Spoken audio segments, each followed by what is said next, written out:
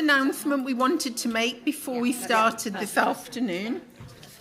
Oh yeah, it's Corinne Fowler here for anyone who wasn't in the previous session. I forgot to mention in the last session that we're going to recreate one of those walks, the Indian walk through the Cotswolds, for the book of Country Walks Through Colonial Britain. So if anyone wants to join us, we will organise it through this network. Brilliant. I might join you. So thank you, Corinne. I think that sounds like a fascinating opportunity. And I mean, if anybody hasn't been to Season Coat, it really is quite something to see. But this afternoon, we've got, again, more fascinating sessions. And we're going to begin with Marina and Shirin Wheeler talking of Paradise Lost and Regained.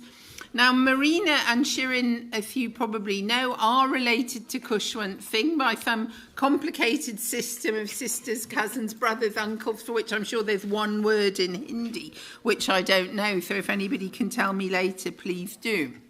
So Marina is a barrister, mediator and author. She was appointed Queen's, now King's Counsel, in 2016 and practices from chambers at 1 Crown Office Row.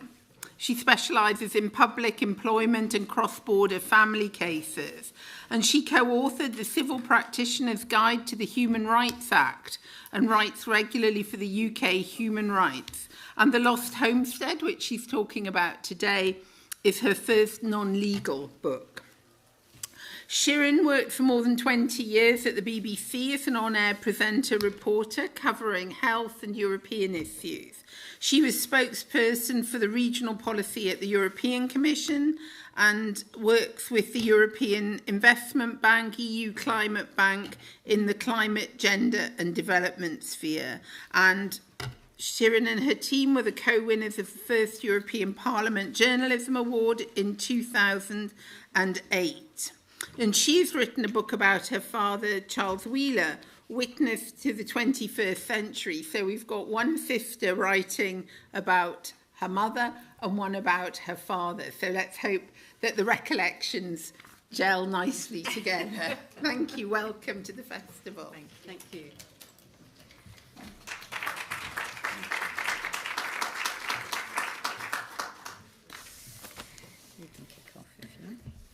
Hello, everybody. Welcome to this session. I think it's been billed as a double act.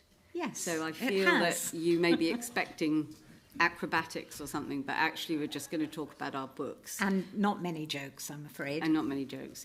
So we're going to start. We thought we'd start so you're not just hearing from one in a block and then the other. We're just going to start by telling you a little bit about why we each wrote our respective books. And then we'll say a little bit more each in detail about the book. So I'm going to... And we will give you a chance to ask some questions as well. That's true, yeah. Yes. So, The Lost Homestead. I wrote this book, spurred, I think, by the 70th anniversary of the partition of India and independence. So, 2017, I was pretty merrily practicing as a barrister when the anniversary arrived. And some of you remember a film, Gurinder Chadha's film called Viceroy's House that came out then. I was asked to review it and did so. I was slightly bewildered by some of the historical claims in the book. But to review it, I had to speak to my mother. And the person that had asked me to review the film knew my mother had a partition story. And it was then sitting and talking to her that I realised quite what an extraordinary story it was. And I felt quite ashamed at having not really asked her about it all these years. It was clear, and I think, Shirin, you'll remember this too, that she'd always spoken about her home where she was born and the place she left at 14 years old in Sargodha in what's now Pakistan. She'd always told us that was a paradise and spoke about, fruit trees heaving with wonderful fruits and animals and flowers.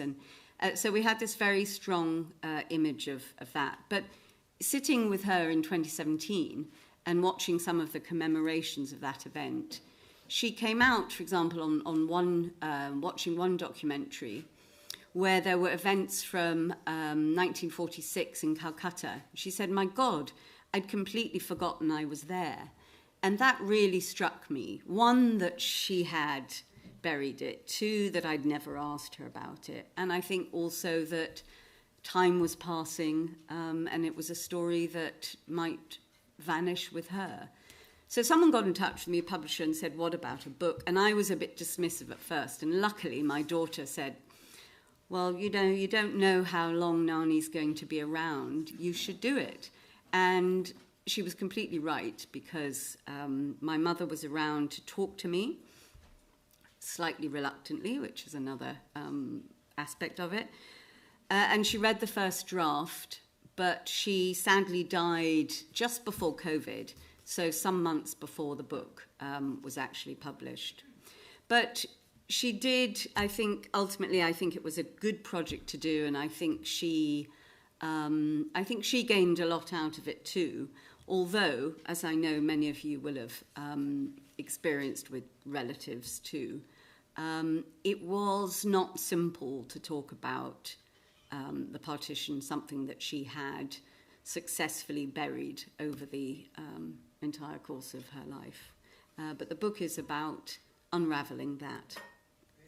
And maybe, Marina, you're going to tell us more about the book itself, but maybe I can add a few words. I think it's sort of interesting in a way for me, I hope for others as well, that we have both written a story about two very different people, obviously who married and had us, who met in India, in fact.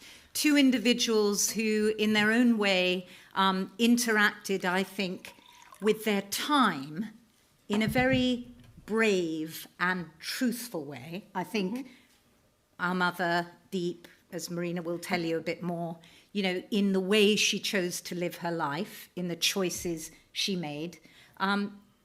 Charles was probably the best known BBC correspondent.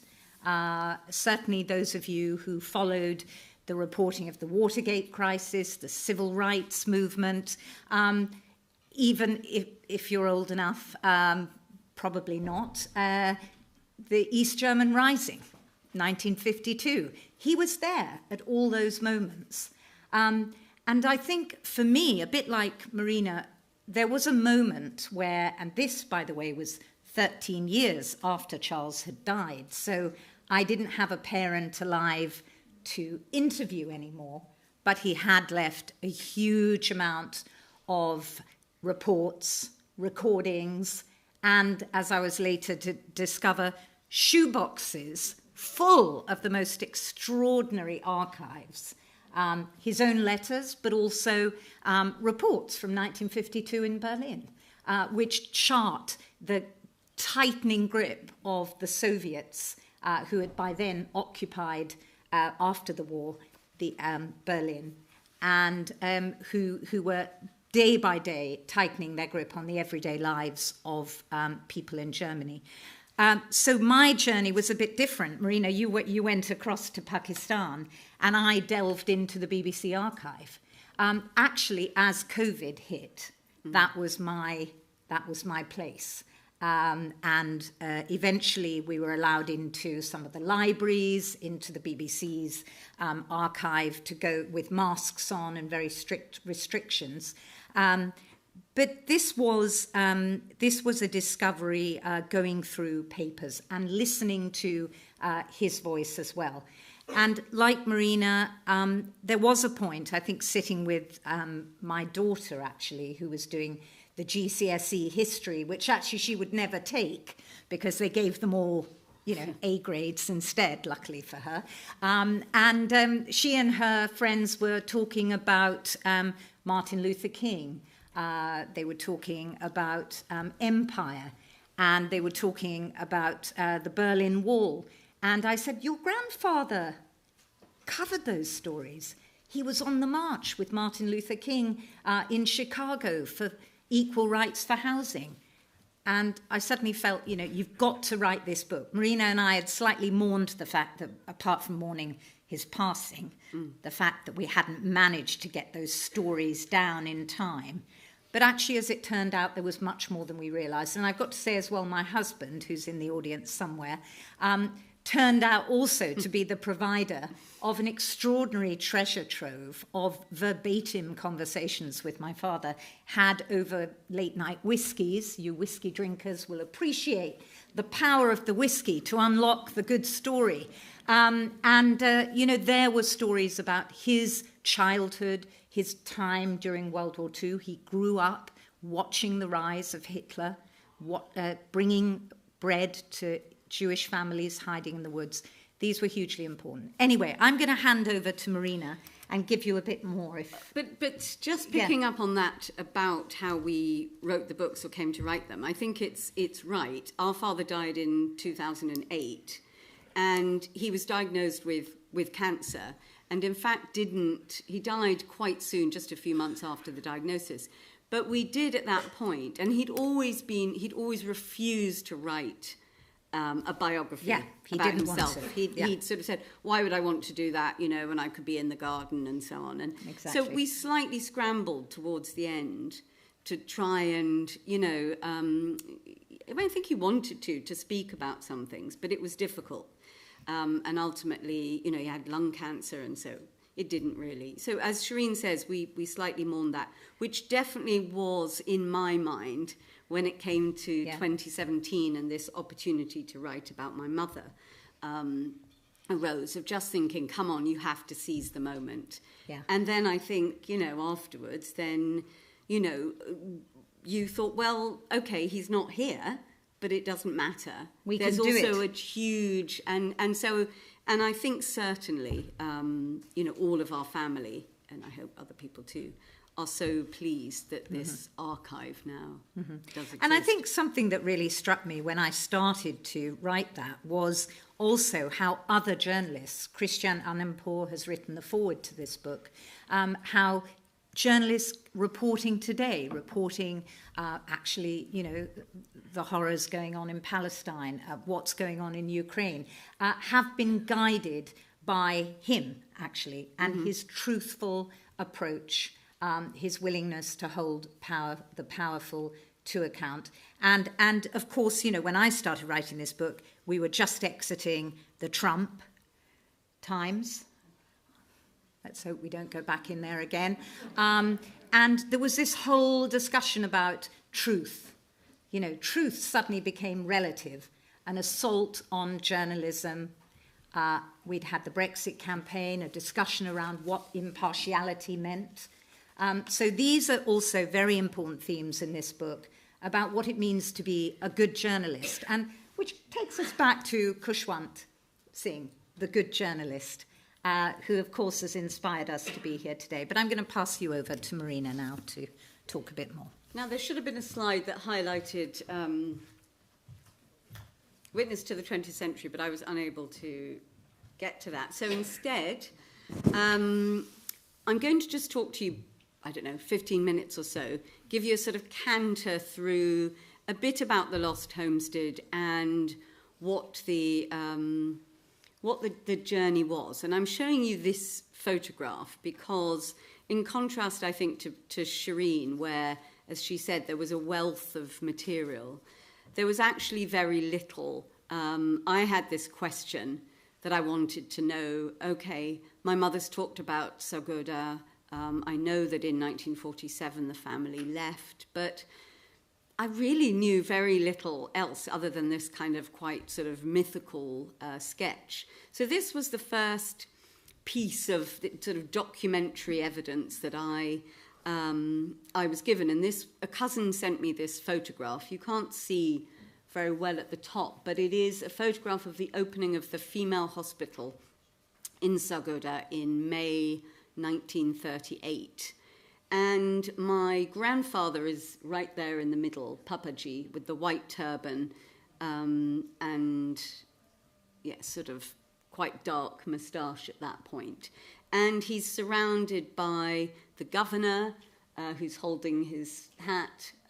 He's surrounded, so the governor of the Punjab, Creek, and then the other Brit, tall guy with sort of slightly balding hair.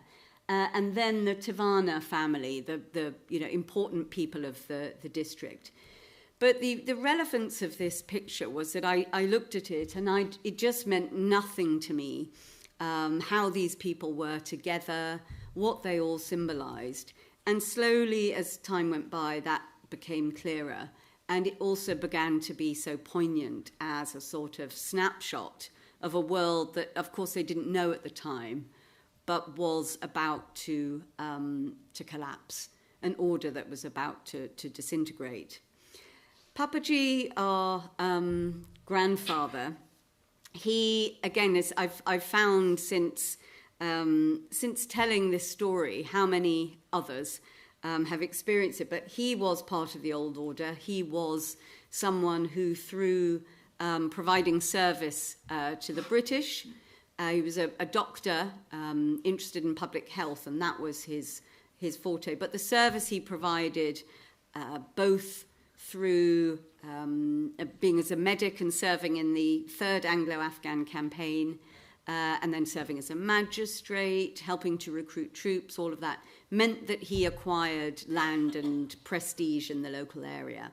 And of course, at that time, on his left, there's the Hindu lawyer. It was, as lots of you will know, a very rich and, if I can say, cosmopolitan community of Muslims, Hindus, and others. And Papaji, we did learn as children. We learnt stories, little bit snippets, but I was able then to fill these in.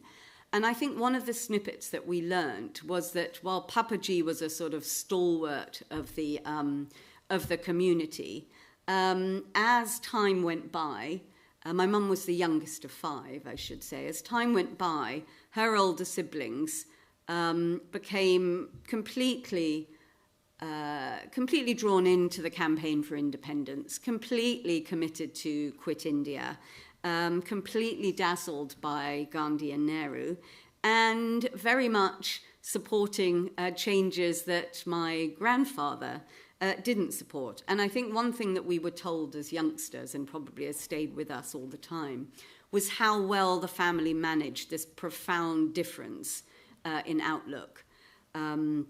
My mother, as the youngest, was somewhat torn because she was asked, I think, to present a bouquet of flowers to the governor's wife on one visit, and did so.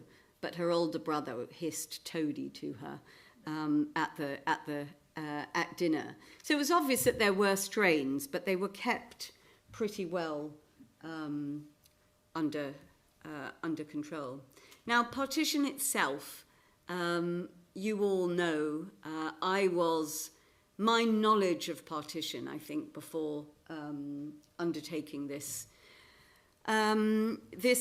project probably was limited to what I'd learnt from the film Gandhi, which, as I discovered, was a very, binary view of history. And I was fascinated to learn.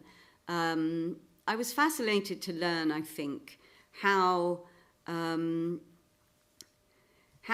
efforts, the move from one system to another, how the transition from that system to independence was so fraught, but how ultimately fraught in a way that I think was never anticipated, and descended into a really profound historical gulf that exists today. And certainly my journey, I'll come to that, to Pakistan, did underline just how differently, and how those Gandhi, Nehru, Jinnah, Ambedkar, Liaquat Ali Khan, who I was very interested in because, as a barrister, because they had all studied law in the Inns of Court, how they together fought the British off, but then over time completely separated into conflicting camps. So for partition itself,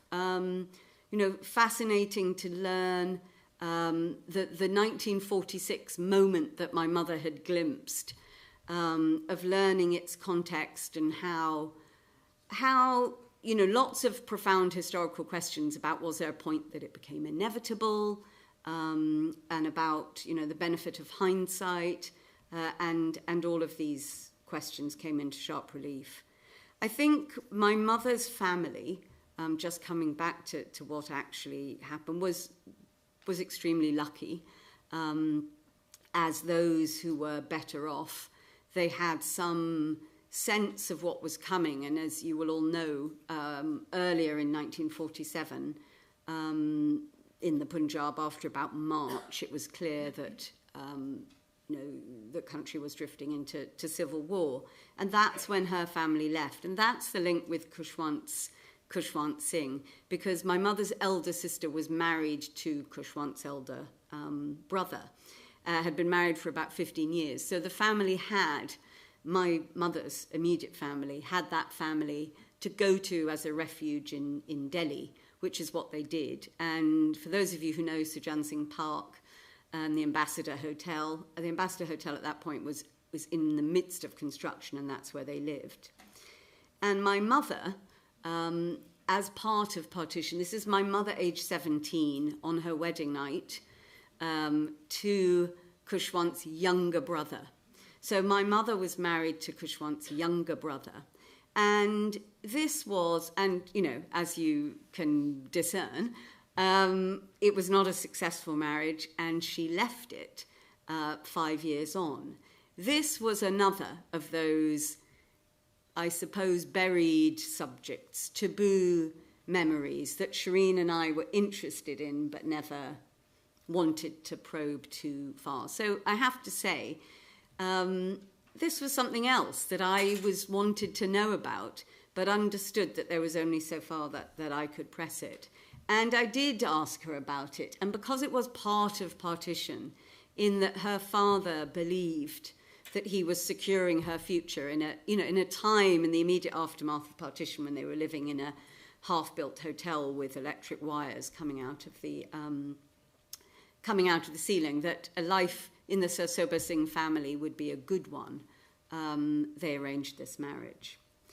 And of course, so her leaving it is something that was an extraordinary thing to do, but was a sign of her, I think, grasping for something different in her life.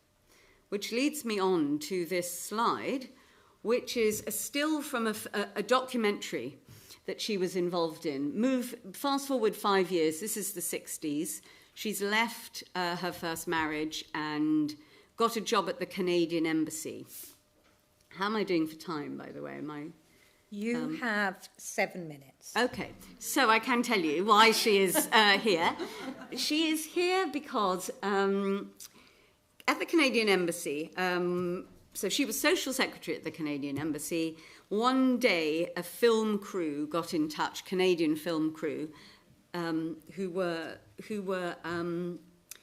coming to India to do a film about the Colombo Fund, that the Canadians were at that time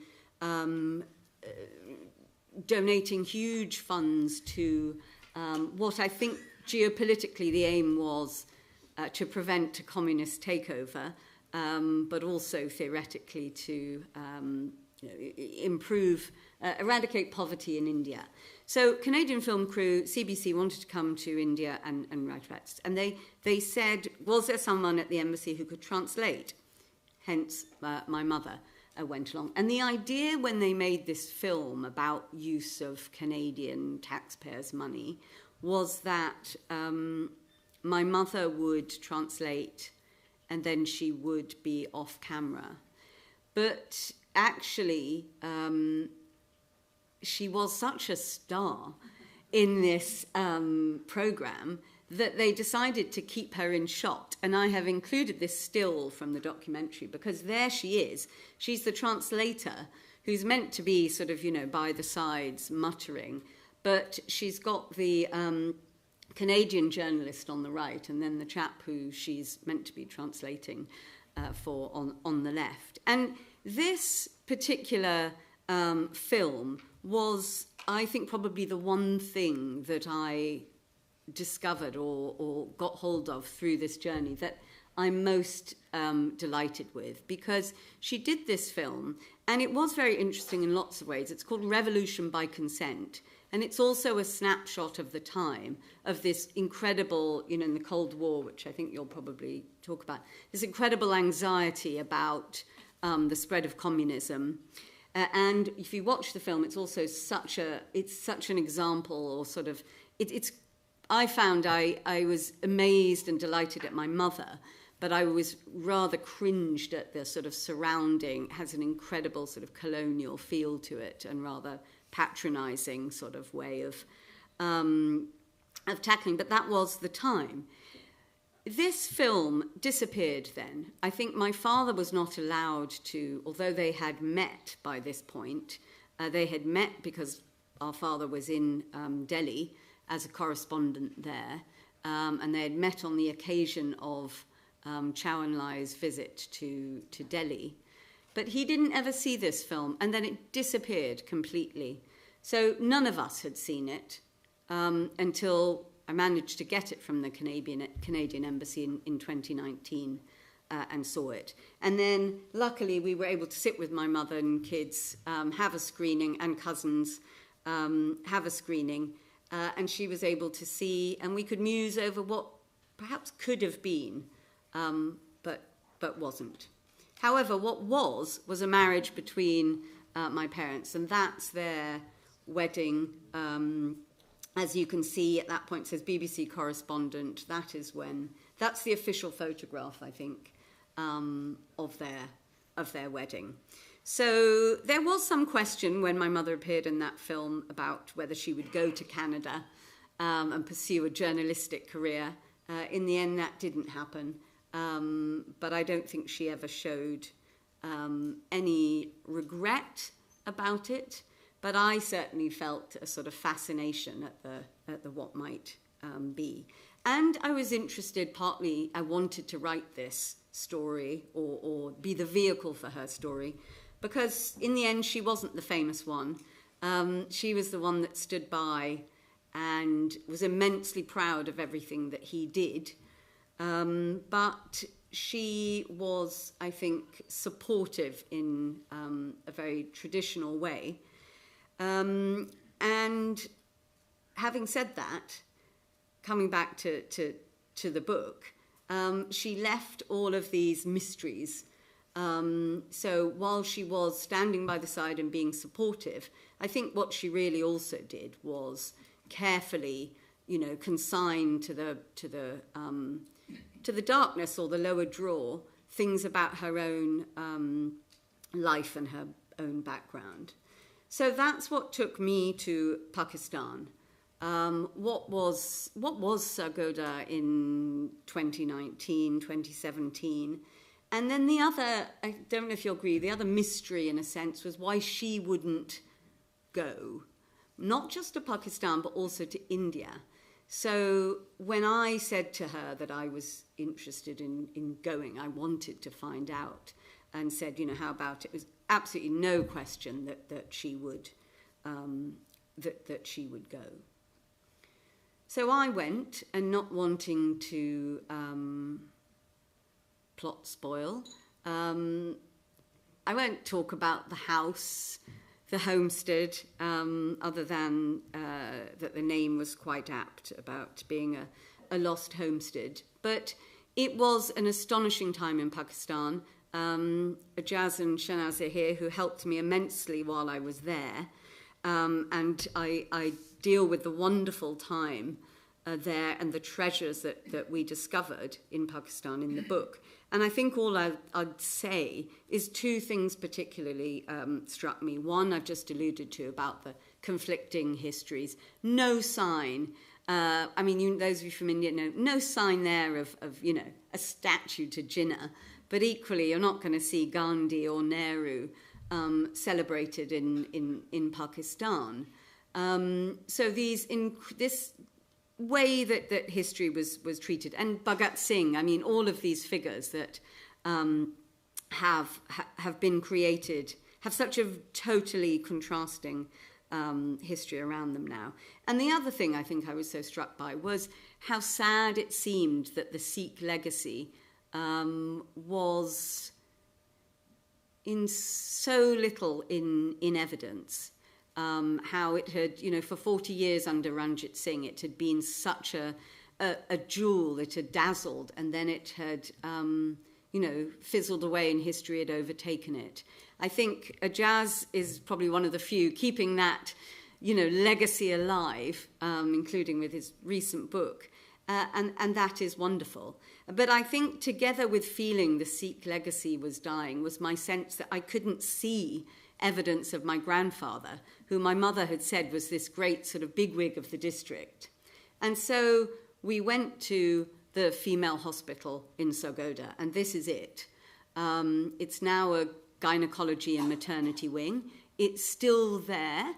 It took us a little time to discern whether it truly was the same, because the level has come. But I was able to, and that's me with my son, who came with me, able to give them a copy of that photograph of the gathering of my grandfather, plus the Tivanas, plus the two Brits and the Hindu lawyer there at the opening, and they were able to put that on the wall. So I think that was something that meant a lot to me. This is my mother. I'm going to end just here. My mother and me shortly before she died. But I think the point was that I discovered this was more for me, actually. When I came back, I tried recounting, what I had discovered in Pakistan and Sargodha, but it was quite clear that in a way she had let it go. And I discerned that it was, I told her about the photograph, that I'd taken to, and she was happy in a way. But I think actually probably what was more valuable in a sense was the chance that surveying her life, knowing what to leave, what to let go and what to leave, and then what to focus on. And one thing she showed me, this is a photo album, but the thing that she wanted to show me was the card given to her when she retired from Amnesty International, where she'd worked for the last 15 years of her life, and what her colleagues were saying about her and about her integrity and her view of the world that made them feel so secure and honoured to have been able to work with her. So I think as a Healing the World, Paradise Lost, just trying to catch those themes, I think I would say that for Healing the World, I think what I probably learnt from her was this way of being that was, true to herself, but knowing herself what parts were best sort of left and what she could manage and not manage. But that she, I think, gave to everyone that she worked with an extraordinary truth and honesty.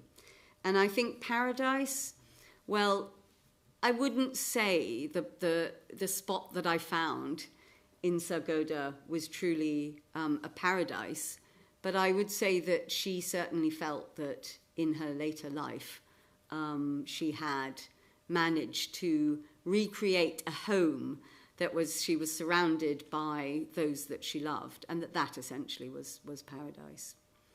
So I will leave it there. Shirin, pass on to you with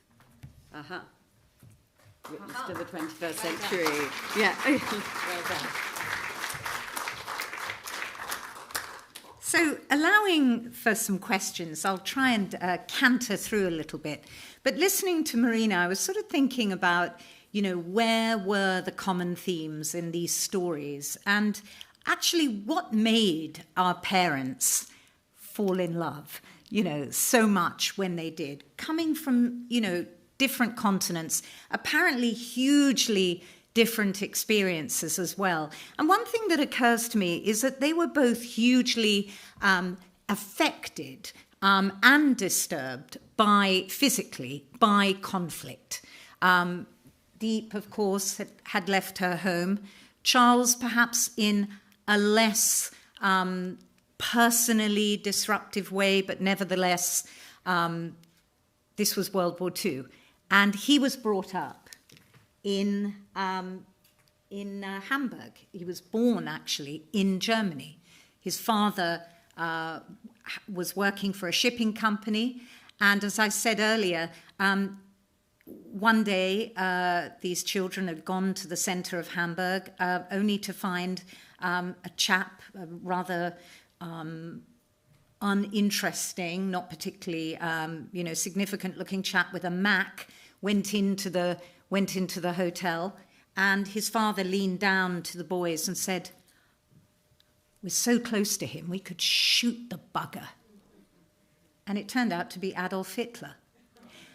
And that was the first rather typical brushing of Charles Wheeler, who became this correspondent with history. Somehow he always seemed to be there. And later, the children were sent back to England. It became too dangerous. The Nazis won soon after the general election. Hitler had actually been in Hamburg for a political rally.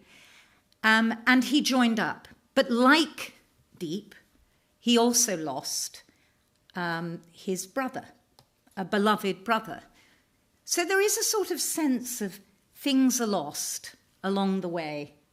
He also had a marriage.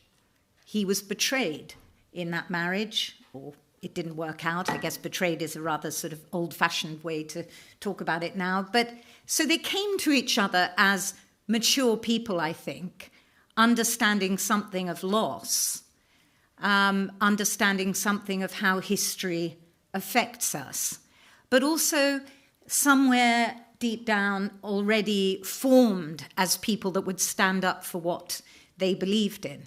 And I think this early experience of seeing the Nazis, seeing this kind of tyranny, really framed the way Charles saw the world as well. This is just a little picture of him in the middle there, having just liberated, not all on his own, like John Simpson, of course, in Afghanistan, but having liberated with the British forces the little town of Granville. And you see in his arm there's a little black kitten. It's funny, we had this picture on our mantelpiece for so many years, and it was only when, actually, I've got to give a bit of credit to Danny again, managed to get in after COVID into, actually you got it from the Churchill College, Cambridge, so it was actually during COVID. They sent us a diary of the driver, and the diary recounts that Charles had found a little kitten, and all during the war, a lot of the war, carried it with him, cuddled it with him, called it Jeanette de Saint-Sauveur. Anyway, that's the kitten.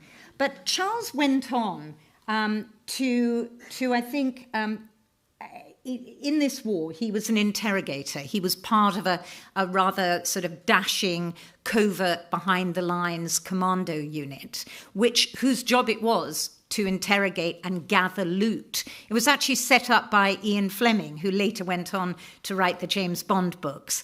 But I think that already tapped into this idea of gathering people's stories and of course, announcing them as well. Charles recalls, and I write about it in the book, the moment when the BBC announced the death of Hitler, and he found himself in a huge prisoner of war camp in the rain, and announced to the Germans, "Your Führer is dead." Quite a moment for this future broadcaster.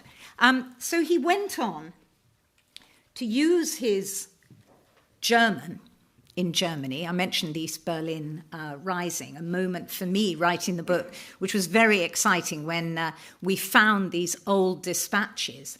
But then he was posted, and I guess this was his first proper foreign correspondent job to India.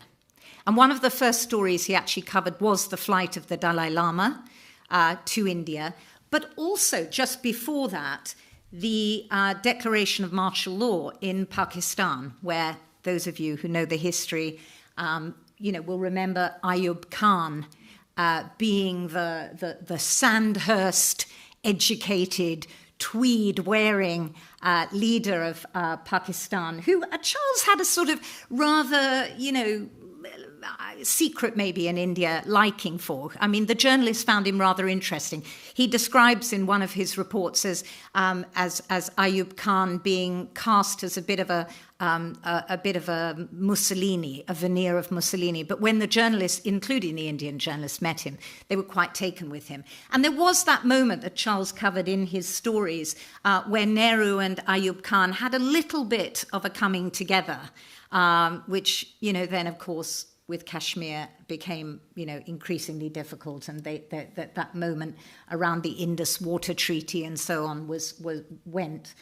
I think India was apart from meeting our mother, which of course was the most important encounter that Charles had when he was there, it was a fascinating time. It was 10 years after partition.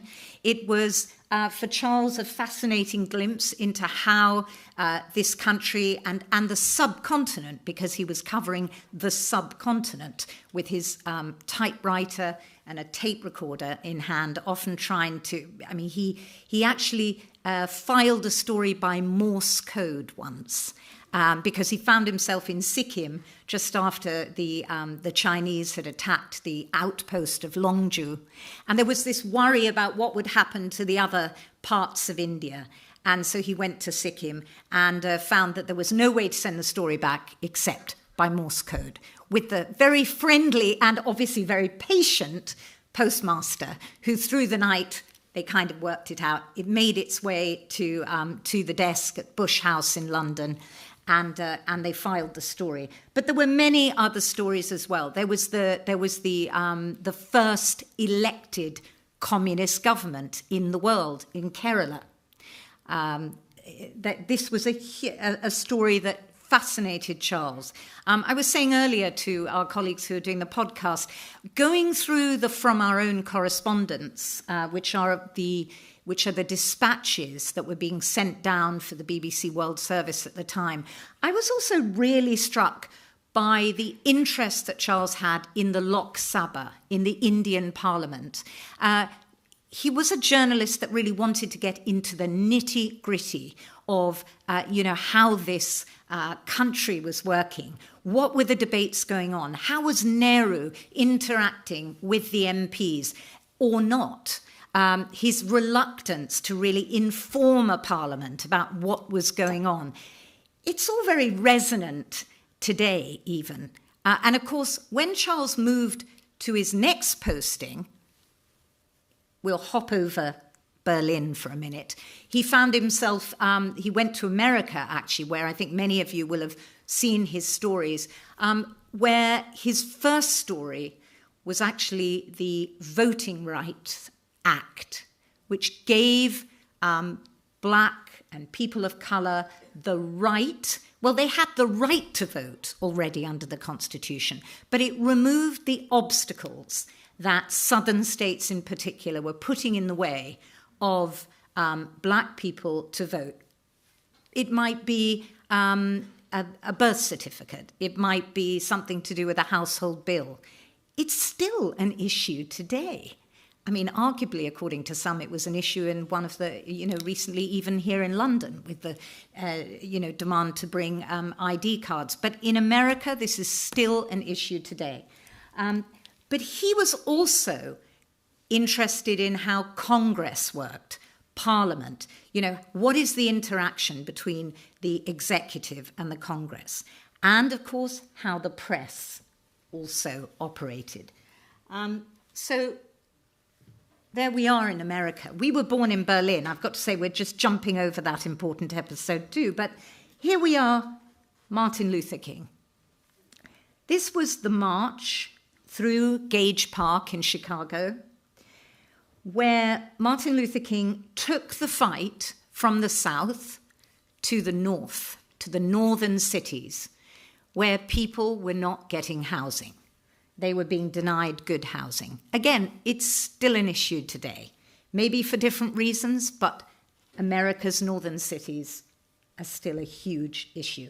And on that march, Charles and, of course, everyone marching with him he was part of the press corps with Martin Luther King, were attacked by stones, by cherry bombs, by Eastern European immigrants mainly, actually.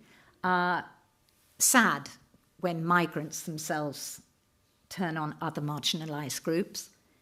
And this was a very important moment where Charles recognised, I think, the uniformed people, the right wing, the authoritarian figures that he had seen coming to power during his own childhood. I think this was a recurrent theme through his journalism, the need to call out and report and tell the stories of the voiceless as well. And while we were in Berlin, going back a little bit, he met this chap. I don't know if you remember him. Richard Nixon appeared a lot in Charles's life.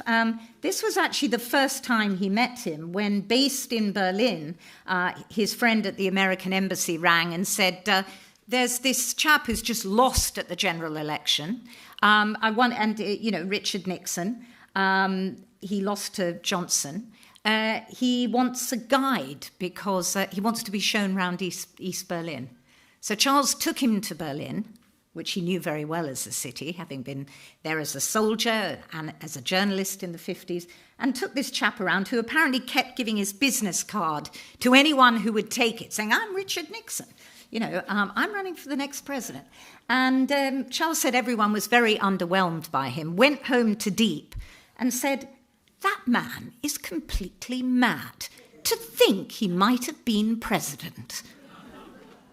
Oh, well, how things come round anyway. Near the end of his television career, but in fact he then found almost a new, renewed career in radio, actually Charles and Deep's paths crossed again in a way. Marina mentioned that Deep had worked for Amnesty International for 15 years. And actually, a couple of the stories, probably the stories that Charles maybe was most proud of and maybe engaged him most profoundly, were stories that somehow through Deep, through her connections, she was working in the Middle East section of Amnesty International, so very much knowledgeable about Iraq, about the Kurds, about Iran. These were stories that she almost put Charles onto. And this is a picture of Charles with the Kurdish refugees who were fleeing the wrath of Saddam after the First World War, where Charles told a story which in a way had been neglected. The journalists had left once Saddam withdrew from Kuwait, and there were a couple of stories to be told, and this was one that he told, the terrible conditions that these people were living in on the side of a mountain, neglected by the international community. And it was maybe just a week after that John Major brought in his no-fly zone, allowing humanitarian aid to be delivered.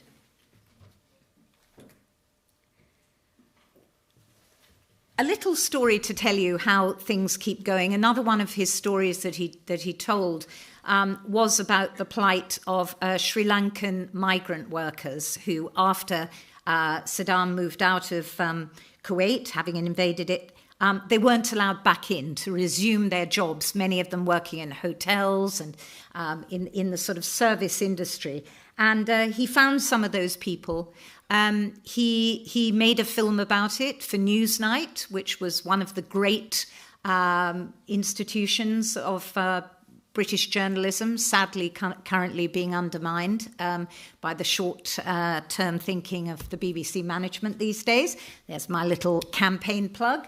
But he met these young Sri Lankan workers, and what we found writing this book, what I found writing this book, were many letters with the family of those workers who, after the cameras went off, Charles continued to try and help to get jobs again. And the other day, this chap's son reached out to me on LinkedIn and asked me to tell the story of his father, which we which he never knew. So we continue to tell these stories. We've told these stories for our children, for you, I hope, as well. But also, just to finish with maybe one short thing from my book, which is actually Charles's words, and I think they're very pertinent, perhaps also for those of us who follow and care about journalism. Here, also in India, this is under attack these days and certainly needs to be defended. But first of all, I think it isn't just the job of governments to defend journalists, but it's the job of journalists themselves to earn it and to devote themselves to truth-telling. So Charles had a very simple, almost simple, but not simplistic approach to journalism. And this is what he said, in fact, to a group of young journalists at the BBC when he was asked. He said, "You stand for telling what you believe to be the truth about the situation you're covering. That is your basic position. It's the only guideline you need. Are you telling the truth?" Thank you.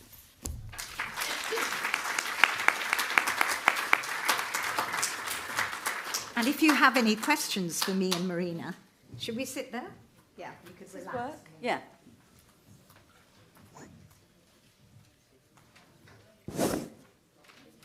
So if you have any questions, we're happy to answer them. If you don't, that's fine as well. There's some, yes, so we've got a couple there. I don't know if we have a microphone, but there are two questions there with the, and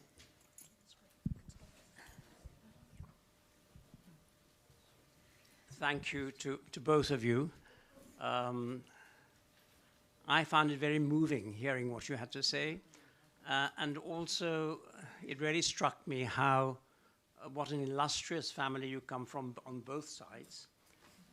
Personally, I've always known your father to be, I've always called him the doyen of journalists. A very, very honorable person, somebody who one instinctively felt one could trust completely in what he was saying. So my, my question is, what do you think your father would say about the situation today, and specifically in this country, what would he have said about the lies that were perpetrated by the Brexiteers and what has resulted in the situation that we face today in this country? Do you know that? Thank you for the question, because in a way that question was sort of propelled me to write the book. But it isn't a question that I would ever answer. And the reason for that is that he's not here, and it's for him to answer that question. I think you can look at how he reported and how much he put stock, as I just said, you know, in the book, by the truth.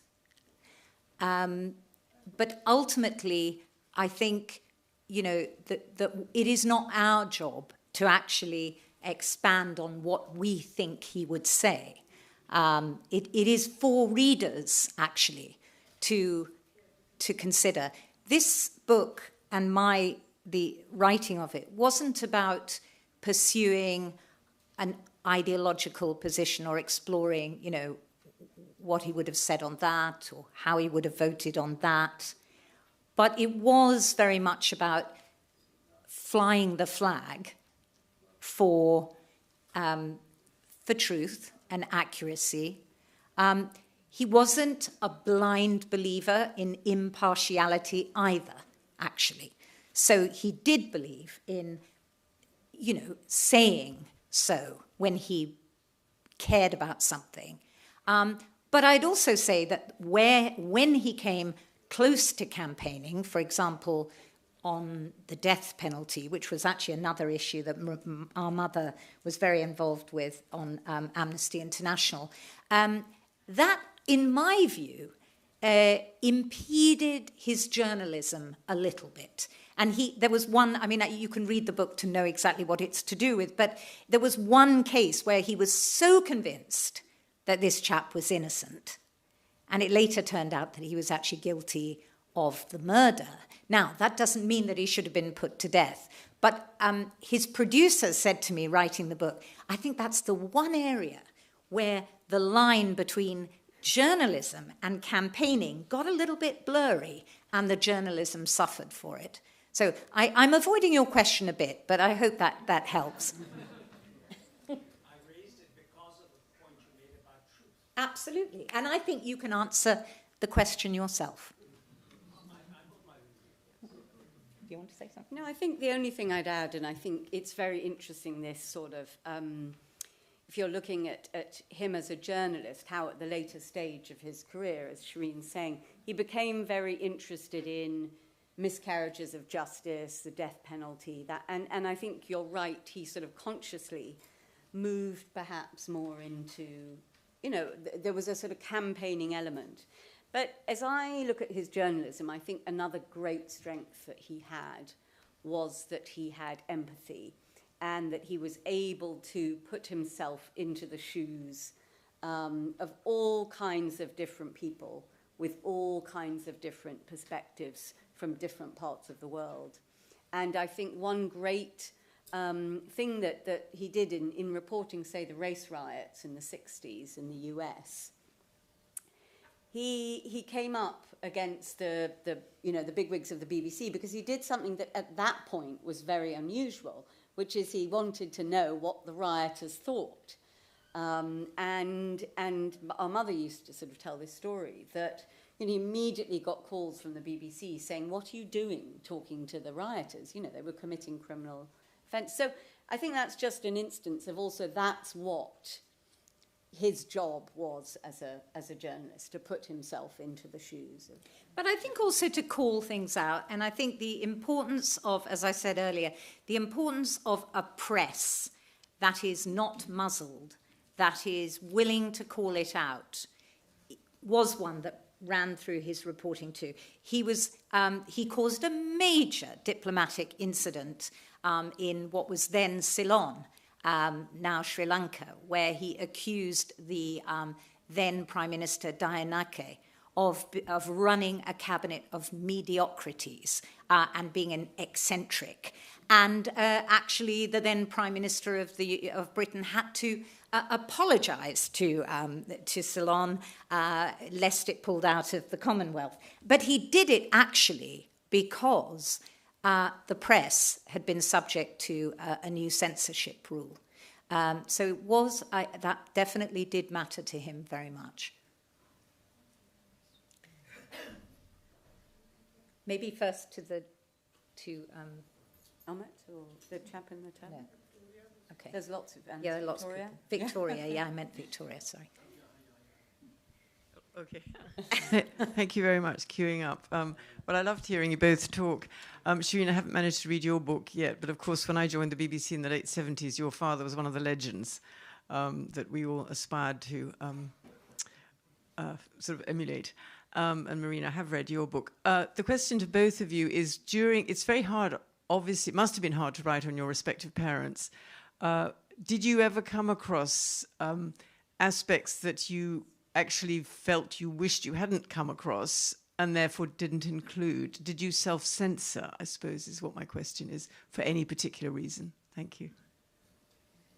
Should I say first? I mean, just very briefly, I think, because I have alluded to it, I think I did in a way. I think I was aware of how sensitive some of these topics were for my mother. I mean, the whole partition experience was, but also the first husband.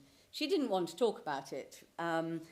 She was in her mid-80s when I started doing this. I took the view that it was wrong to press her too hard. Why should she?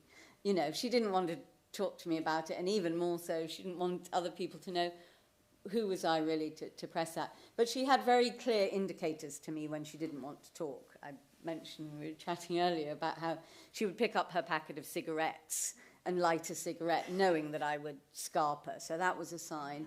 And then she kept announcing, you know, when it got a bit sort of awkward, she'd suddenly announce that it was time for the Archers. And so, you know, that was enough. So I think, yes, I did self-censor, but I felt that was completely fine. You know, it was her life. It was up to her what she wanted to tell me and didn't. I think I probably didn't generally. I mean, for example, some of the more personal things I thought about, my father being married once before, him feeling very suicidal after that ended. I thought about whether to put that. Then I thought, yes, that's interesting because it just gives a bit of a glimpse behind a public figure. But there are other things, yes, maybe I did a little bit. But in the end, my book was first and foremost about his journalism. The thing that I did think about, and Marina probably did too, and is also each other. So it wasn't really about censoring, but thinking about, you know, when one of you writes a book about a parent, and both of you have close relationships with that parent, you know, that presents its own different challenges as well. And I don't know, I'd be interested if anybody's ever written a book about their parent and how it worked with their siblings. I think we managed pretty well. We didn't fall out, but it is that we're here. Yes, exactly. But that is something also, you know, your version of the relationship. Inevitably, it's your story, but it should take into account and respect the relationship of the other as well.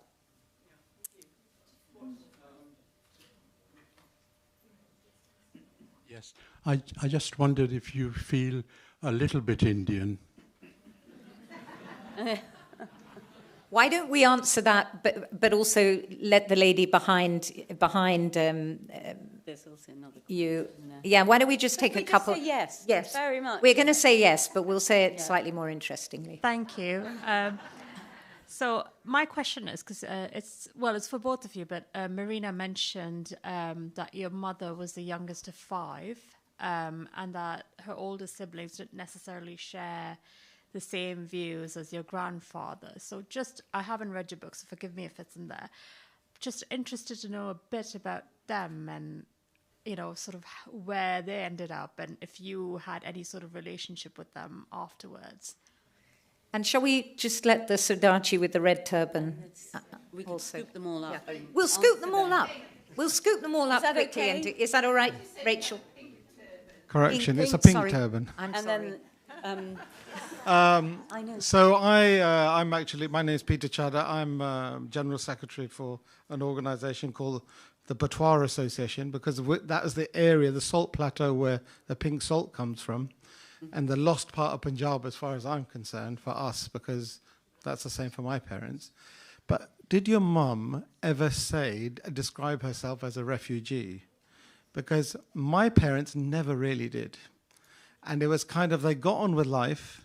Oh yeah, we're in Delhi, we're in Bombay, we're doing this, we're doing that. But there is also, I never understood as a child, the compulsion of all of our family seems to be in everywhere in the world. We've got people in Germany, Japan, America, you name it, they're people. And to me, that was just because all of those people, were industrious and they were part of the Silk Route. They were all, you know, that kind of business type of people. But the other reason is because they were never home in India, because that was not really their home. Either. But they never, ever used the word refugee unless you really, really probed that. Because they were in a refugee camp, and they were stuck, you know, they lost all their wealth. And my grandfather never even worked for 20... as soon as he went to India, he never worked again because he was in a state of depression. So it's interesting, but that's the interesting question I've got for you. Shall we just take that question and then Last one. Promise we'll answer. We'll promise, Rachel. Succinctly. Yeah. Yeah, it's not a question, it's a story about your dad. In 1978, I was on a journey to Beijing. China had just opened up, and the government was sending in delegations to do development and things. And in 1978, I went. Eric Varley was the industry minister. The other 2 journalists were me and your dad and Adrian Hamilton. And we were put up in the Beijing Hotel, which is a vast mausoleum of a place, and we all felt slightly wary of what was going on around us. Anyway, we had breakfast in this huge, great dining room, and got chatting to the waitress, who strangely spoke English, a bit of English, and discovered that there was a hotel the other side of Tiananmen Square where people danced in the evening. So your dad stood up, took the young waitress in his hands. There was music playing, filling the hall. Your dad stood up, took this young waitress in his hands, in his arms, and danced her round the dining room. Oh, how lovely. That's lovely. Yeah, That's very nice. Thank you for that. That sounds quite, understandable, or not. That's not the word, but typical of our father. That little anecdote, not the waitress one, would have made it into the book if I'd found you. But the trip does, and I saw the film. Can I answer very quickly the India question? Then I'm going to leave Marina to answer the other ones. Do we feel a bit Indian? Well, I do feel quite a lot Indian, but I am one of those people that Theresa May once called citizen of nowhere, which I thought was rather mean. But I feel at home, but it isn't just to do with the place. It is to do with our family. I mean, that is what makes home, isn't it? Your relationships. And throughout our childhood, we have always had very close relationships with our cousins and aunts. And, as Marina will tell you. Anyway. Just to that question, I think it's fair to say, yes, we've stayed very close to all of them, our aunts and uncles. My mother, sadly, was the last of that line, of the siblings to pass away. But they went on and flourished in Delhi. And I think coming to the question about refugees, my mum used the term displaced. And she used to say she was twice displaced. So from near Lahore, so Godda, and then leaving India. And she had a complicated relationship then with India, coloured by, I think, the fact that she had walked out on this marriage that meant that her relationship with her father was never the same again. But I think my grandfather, coming to your point, was never quite the same after, the partition. And he, in Delhi, used to take himself off, having been this great, man with status. He used to take himself off to the land in Hoshiarpur that he was given as compensation and just stay there for weeks on end among the mango trees that he would tend to, that had a sort of sense of, of the Punjab for him.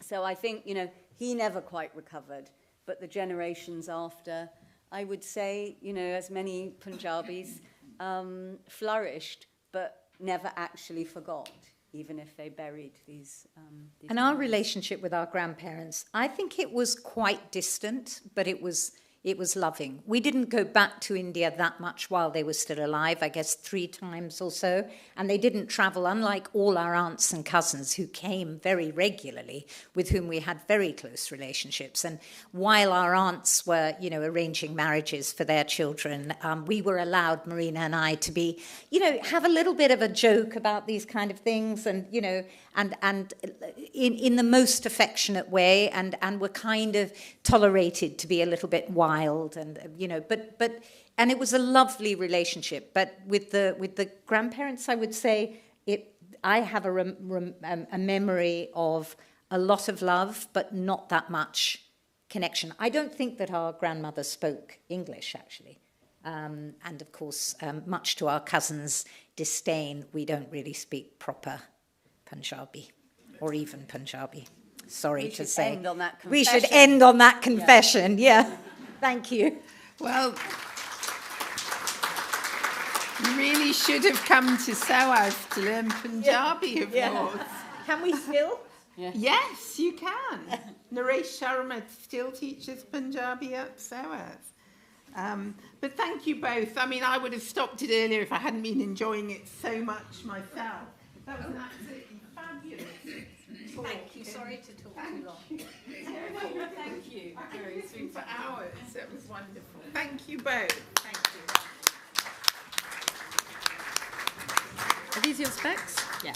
I don't know where that came from, but I haven't used it. Maybe I should have used it.